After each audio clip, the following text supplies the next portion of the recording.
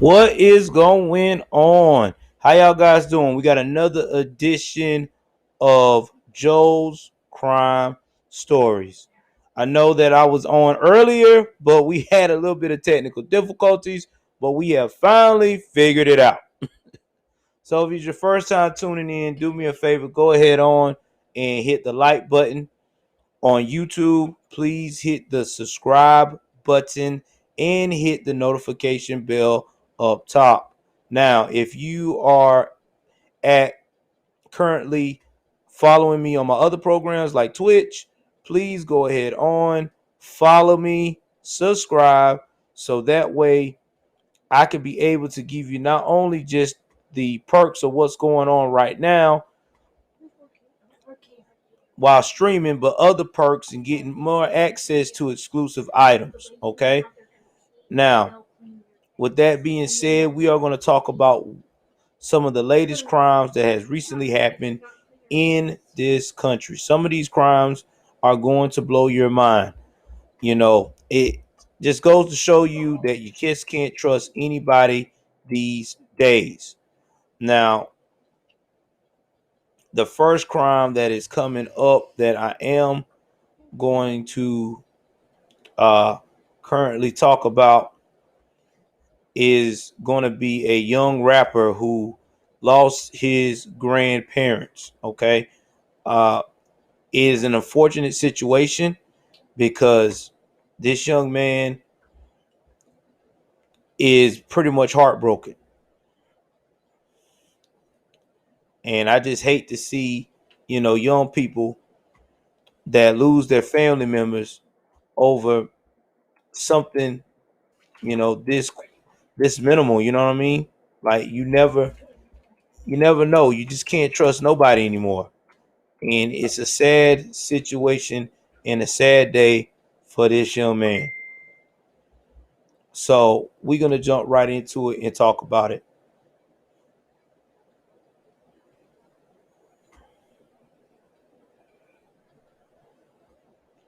On my screen, I am going to show y'all this young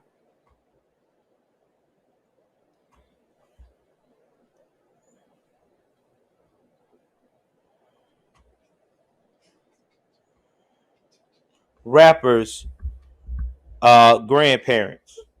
Now, imagine you get a call that somebody tell you that your grandparents, the people that you love, looked up to, been raised around, is murdered. And I mean murdered savagely to the point of no return. This is what's going on in the situation of the young man here, whose name is Honeycomb Breezy. This is straight out of Mobile, Alabama. Now, this is what allegedly happened. There were two people found inside the home that was destroyed in a fire. Okay. And it was in the Happy Hill community, and this happened Wednesday in North Mobile. Now, in the video that was obtained by a local news station, KRG News 5, a witness described hearing gunshot moments before the fire started around 6:30 p.m. on Drive Thomas Avenue. All I heard was a boom. It sounded like a bunch of shots. The man said in the video, "Lord have mercy. Don't tell me they were in there because, Lord, I heard the children coming across the field crying." And currently there is people more as working to get more information on this story.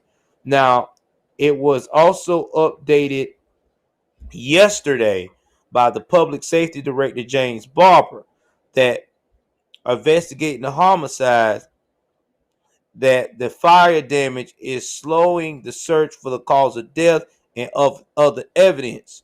Family members told WKRG News 5 they were shot to death and the house was set on fire. Barber said it's too early in the investigation to confirm that. ATF investigators have been on the scene of the investigation. Then they also talked about the ATF and explosives is investigating the fire of the local rapper's family. Now that, like I said, the local rapper is Honeycomb Brazy, and his grandparents' name were Leela and Tony Jones. Now he went to his Instagram page saying he was sorry that they had gotten caught up in his shit. He indicated in the post that he offered to move them. Y'all, this is why I try to preach to everybody, especially a lot of young folks, man.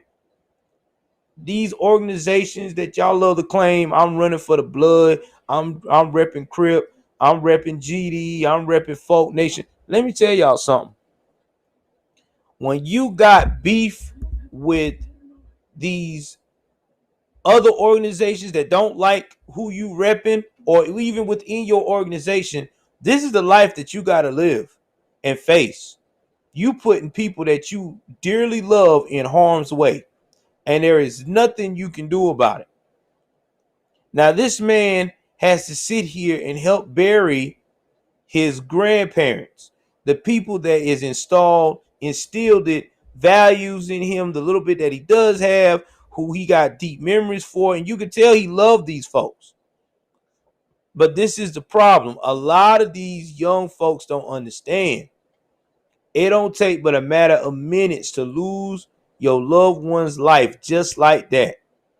And let me tell you something. These same people that's coming in your face talking about, yeah, man, I'm so sorry, man. I got your back, bro. They ain't gonna avenge nothing for you.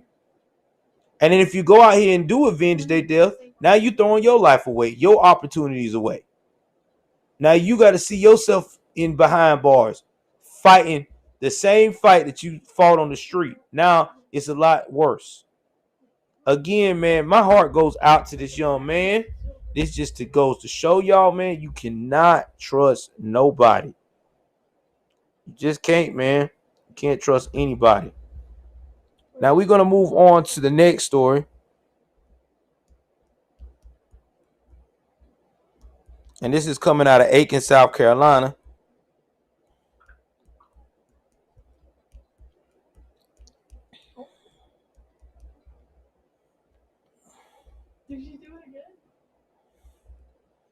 Now, I'm about to reach and give y'all this part of the story here. Give me 1 second here. Let me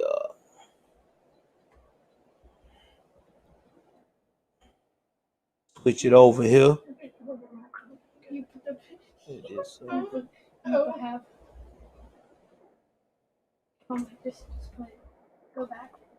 All right. Now here we go. Now, guys, let me see here.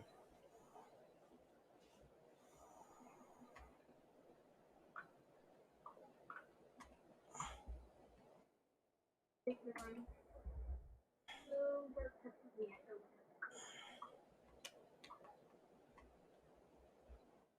don't know why it's not doing that. Okay, here we go. All right, guys. Imagine you at home, right? And you taking it easy for the evening, with you and your lovely wife. You 80 something years old, and all of a sudden, somebody asks you for help, and that help turns into a situation where you got to save your wife's life. Now, this 82-year-old man here is a definition of an alpha male, okay? Because I try to tell people all the time, no telling how old people are. If you put them in a situation where they got to protect their wives and their children or their family, you're going to find out what they're really about. Now, this coming out of Aiken, South Carolina, elderly couple fought back when an armed suspect attacked them in their home. Now, Herbert Parrish is 82, and his wife is 79-year-old Lois Parrish. They were inside their house about 2 o'clock Monday when they heard a knock on their back door. I opened the door, and he said he was looking for his little white chihuahua and wanted to know if I saw it, Lois called. I told him no, I hadn't.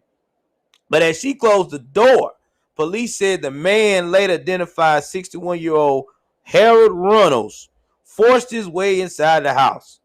That's when the investigator said runners pulled out a large knife and began attacking Miss Lois. Man, that's crazy. I felt like we're gone. He going to kill us and take what he can take. Herbert said he was not going to go out that door and leave us alive. That's the way I felt.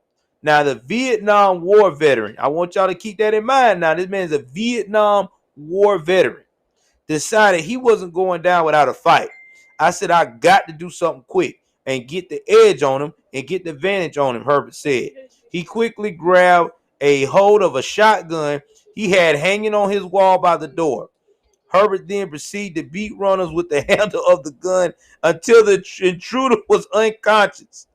I'm sorry, y'all. I'm not trying to promote violence, but I think it's pretty hilarious that this guy put himself in this situation trying to barge somebody home, not thinking what these people are capable of.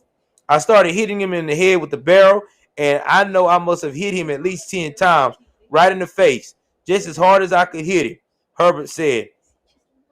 Runnels were taken to a nearby hospital, but later died that night from his injuries. Y'all know that old man got to be strong to hit somebody that many times, bro, with the butt of a gun. Y'all don't understand. To hit somebody in the butt of a gun 10 times and basically knock them unconscious and they die of their injuries, that old man, whoo, that old man wasn't playing, bro. He was not playing. Whoo. Both Herbert and Lois were injured during the attack, but are expected to make a full recovery. I can look in this picture right here. The old man is all right. He good.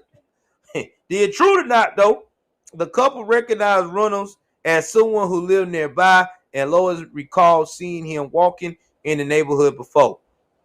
One neighbor told Fox 57 that she called the police on Reynolds several months prior because he was walking around the neighborhood looking suspicious. Y'all, let me tell y'all something.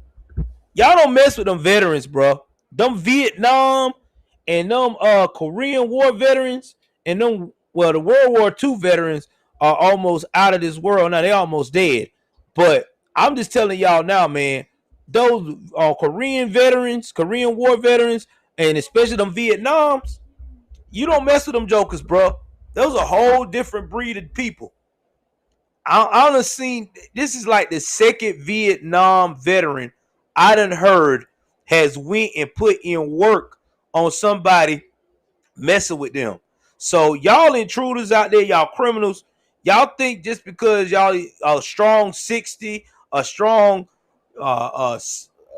40, or even my age in your late 30s, y'all better leave these veterans alone. These jokers will kill you, bro. This man broke this man face in with the butt of a gun. He ain't coming back. he is gone.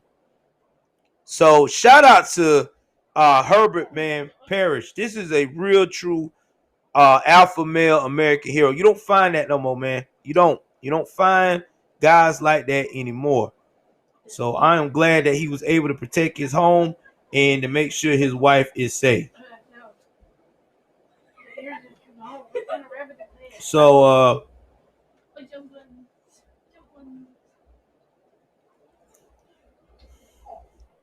we about to talk about this next story here.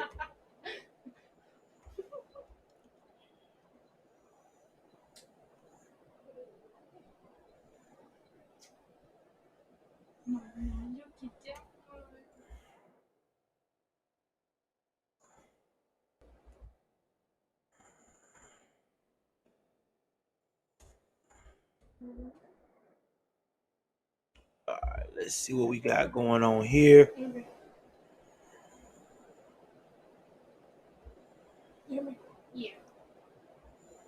Y'all give me 1 second.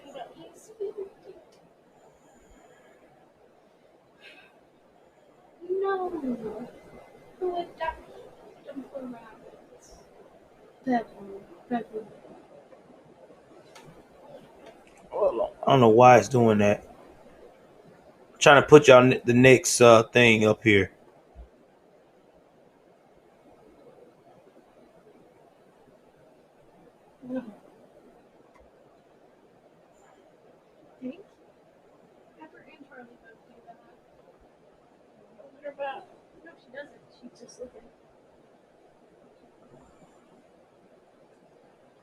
All right. And here we go. Try to get a bigger image of this person, but I don't think I'm going to. I'm going to try to see if I can find one more image of this young lady, but I don't think I am. All right, so let's go up here and get into this one. Now, this one right here, I'm going to try to see if I can split these side by side. All right, so I had to do it that way so y'all can kind of get an idea. This case is about Andrea, a man who allegedly killed Oklahoma granddaughter, is now a suspect in killing another woman. Now, this is Andrea Blankenship. She was 41, and she was killed on the same street as another victim, Leon Pye, which was 67, and Pye's granddaughter, Chaos Yates, that is 4. Now, this Oklahoma man was charged with murder in connection of the deaths of a 4-year-old girl, and her grandfather is under investigation for a third murder allegedly committed on the same day in the same street. My mom's life was taken too early, Haley Blankenship wrote on a GoFundMe page, seeking donations to help cover funeral costs for the 41-year-old Andrea Blankenship, who allegedly lost her life at the hands of a man who should never have been let out of prison early, according to her daughter. Lawrence Paul Anderson, the 42, is already jailed in Grady County on charges of first-degree murder, maiming, and assault and battery with a deadly weapon in the alleged February 9th stabbing deaths of his uncle Leon Powell and Pye's granddaughter, Chaos Yates 4. People confirmed with the Grady County Sheriff's Office. Anderson was identified as Leon Pye's nephew.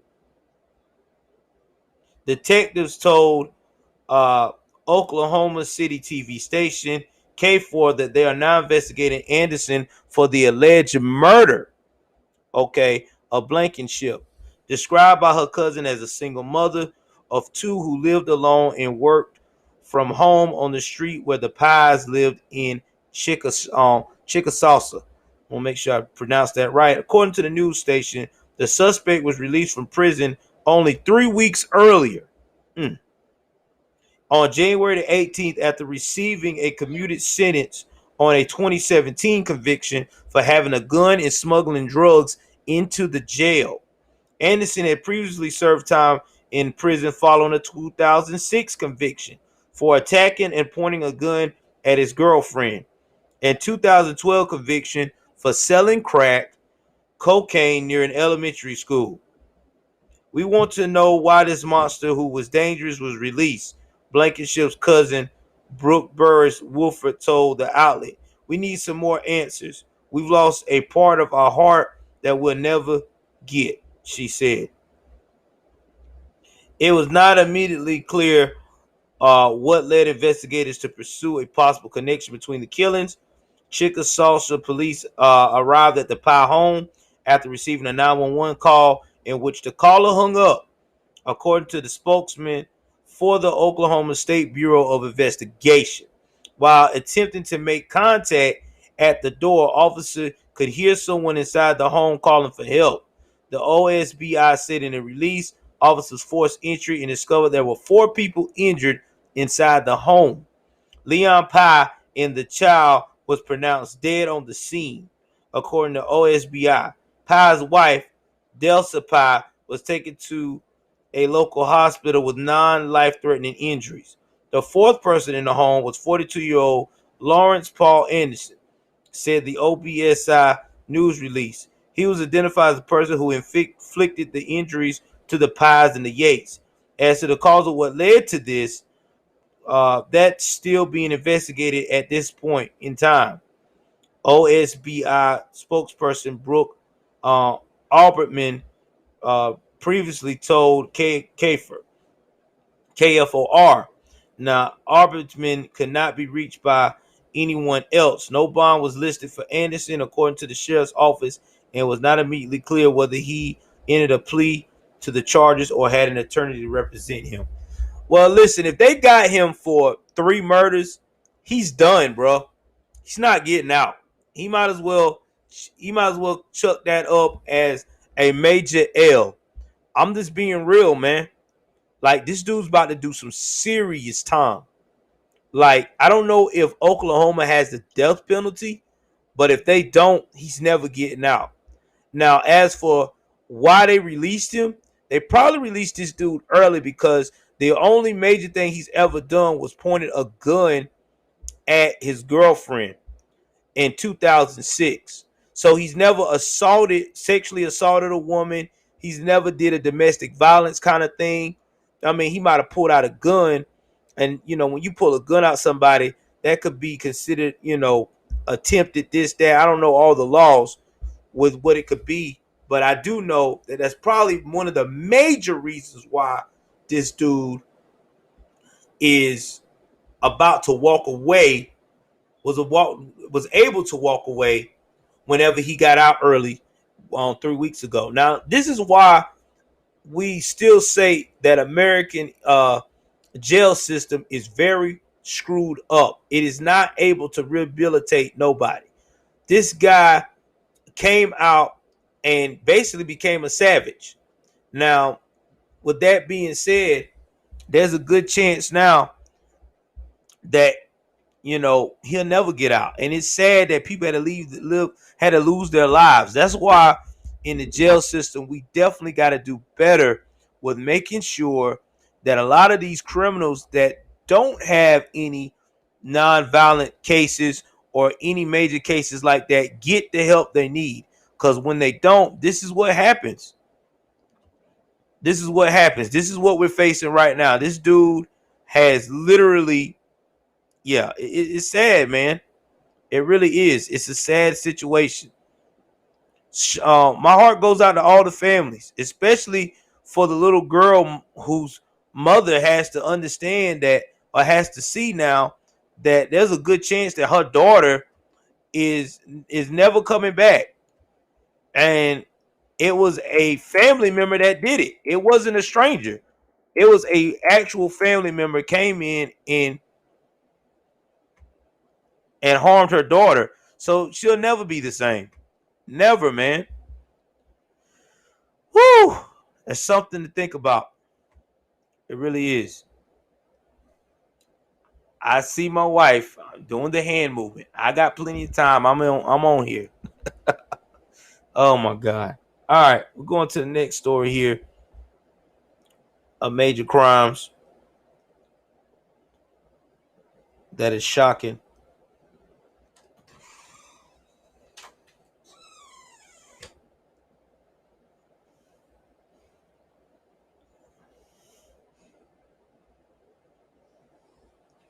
Now, this is coming out of New Jersey. Let's look this one up.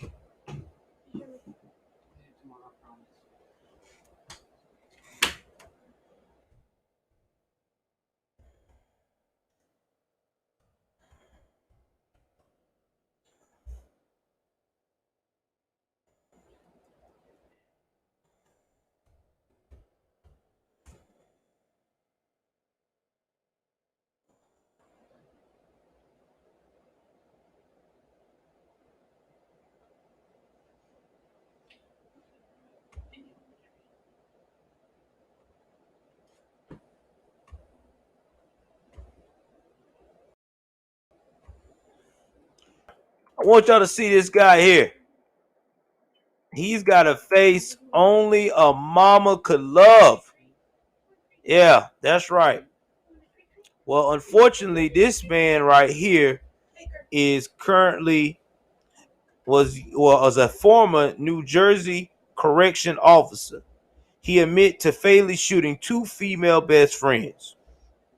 Now, he was arrested on 2 days ago on suspicion of murdering Anna Shipberg and Louisa Casavacaya. I can't even.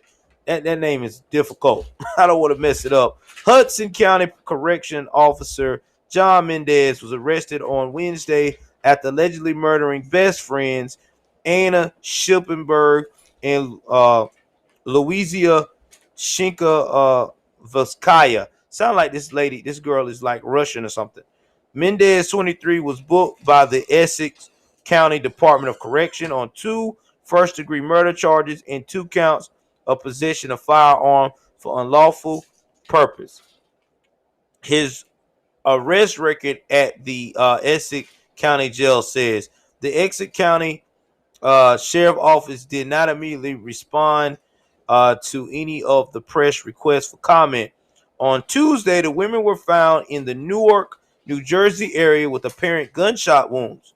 They were pronounced dead on the scene. The Essex County Prosecutor's Office and Newark Public Safety Department said in a statement, Menendez and Shipberg are suspected of having a romantic relationship, according to the statement. The Hudson County Correctional Officer allegedly admitted to killing both women when he was arrested. I killed both of them. Just arrest me, bro. Police said Mendez told officers according to the affidavit obtained by the New York Post. One officer wrote in the affidavit that the suspect said he lost it and killed them. Mendez was reportedly supposed to pick up best friends Shipberg and Shina Karveskia from the airport after a vacation, according to the affidavit. The witness said Mendez was upset about his girlfriend going on vacation, police added in court papers. Police wrote in the affidavit again said he killed her and her friend. When the officer asked where she was, Mendez said she was in the car. Authorities then found the women in nearby locations of Newark Liberty International Airport. Shipberg and Shinkarveskia were both living in Brooklyn after coming to the U.S. from the Ukraine. I thought they had to be from Russia, according to the NJ.com. The former is survived by her 15-year-old son. He was the biggest love of her life. Shipberg's ex-fiance, Fabian Gani, told NJ.com. Y'all, we were on a break, Johnny said. She met this younger guy, but I still had her stuff in my house. I wanted her back. I'm still in love with her. Gani and Shipberg remained in touch for a while, but he described Mendez as controlling. When they did not speak, he wanted texts and videos as proof of where she was. No bond has been set as of Friday. It is not immediately clear if Mendez has retained legal presentation or has entered a plea at this time. Listen, guys, this is the last story for the night, but this is why, guys, you don't put a third party in your relationship. It seems like to me this older woman basically wanted a fling with this young man, and she was still stringing along the other guy who she's been with. I mean, if you read the story, he talks about that, yeah, she's got a 15-year-old son and that they were on a break. So if that means they were on a break, that's what the third guy is saying, this Gani character, that lets me know that she was still stringing this guy along. She knew that this young guy was nothing that she wanted. He was nowhere near the caliber of man she was into. So she just said to herself, I'm going to have my cake and eat it too. Now, with this young man having insecurities like he has, that can happen when you're dealing with someone who are not used to having a certain type of woman, and I'm being real. I'm not making excuses for this guy, but he seemed like to me he's one of those guys that probably never had a gorgeous woman before, because it sounded like to me that she's from Ukraine, and most of the women from Ukraine and Russia are very beautiful women. So he's probably not used to having that type of woman. He was insecure because he found out that she was still dealing with her ex. She had a 15-year-old son, and the way I got the gist of the story, the 15-year-old son was still staying with the ex-fiance. So you got that going on. She's still dealing with the ex. She's still calling. And let me tell you something about people that still call and talk to their ex on a regular basis. 9 times out of 10, they seeing them. Okay, they usually seeing them some way, somehow. So I got a feeling that happened, and when she went on that vacation, he probably lost his mind, because in his mind he probably thought she ain't on vacation. Her and her friend is covering up. She's probably meeting this damn ex, and he just lost it. So that's why you don't have a third wheel in those situations. That's number one. Number two, ladies, if you with a guy who's insecure like this, and men too, because men have this problem as well. If you are with someone that is this insecure, leave. Don't don't try to save it. Don't be saying I'm just gonna wait. No, if it's that to that point where they insecure, where you got to call them and video message them every time you tell them you're doing something, you need to go. There's no trust there, and it's about to get dangerous. Again, my hearts go out to these women in their prime. You got a 15-year-old son, a 15-year-old young man that doesn't have a mama no more. And this is just tragic all the way around. And for this guy to just be like, yo, man, I killed him, arrest me, bro, that lets you know that he had let this thing fester so bad that he don't even care. He doesn't even care. I promise you, he don't. He don't care. Because in his mind, he felt like he been wrong. If y'all like the stories I'm bringing you, man, go ahead on and subscribe to the channel. Joel's Crime Stories on YouTube. Also, Joel Davis Media Network. Hit the like button on both of those channels. Hit the subscribe button and hit the notification bell up top. Please share the videos. Also, subscribe to my Twitch channels. Both of those, Joel's Crime Stories and Navy Vet 2K20. Again, if y'all can, let's try to, be safe out there. Use common sense. And whatever you do, don't trust everybody that comes in your face and say that they're here for you, or, I'm just trying to be a friendly this, that, and the third, because it's dangerous out here. That's all I got for you guys. Stay safe. Until next time, I'm out.